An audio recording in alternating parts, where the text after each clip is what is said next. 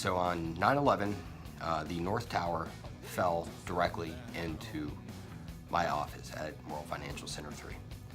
I was working from home for about 9 months. It was very tough. I had to go over to Liberty City, to our satellite office on the weekends and work 12-hour days.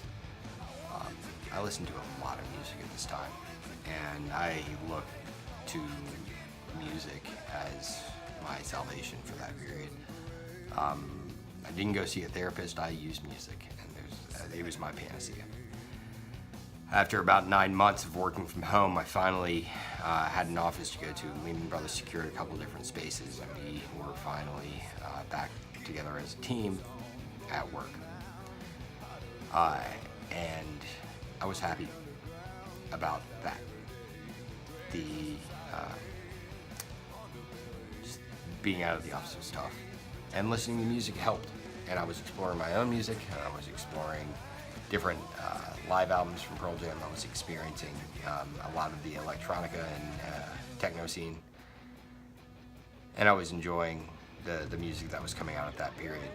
And 2 days before my 25th birthday, Pearl Jam released their 7th album, Riot Act. I talk a lot about what the album artwork looks like, the overall feel, the aesthetics. This one was really cool. It reminded me of the Tool video from the 90s. And I knew going into this that it was going to be a politically charged album. Pearl Jam had been very vocal about their displeasure of what was going on at that time. I don't know. Overall, Riot Act is probably one of my least favorite Pearl Jam albums, and not saying that's a bad thing, because Pearl Jam is, my favorite band, and it's still probably rated among my favorites of any album.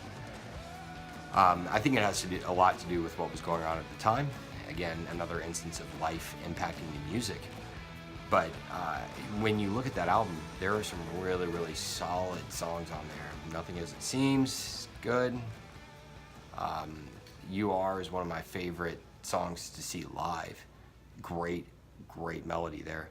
And Get Right was stuck in my head for a good solid year, no joke. And I'll pick up a guitar and I'll just play that song just to get it out of my head and make sure it never happens again. But I love a lot of the stuff off that album. There's some weaker songs too. I still kind of wish that they wouldn't have put a song like Bush Leaguer in there, but that's respectable from their perspective. They did it for a reason. It worked, I guess.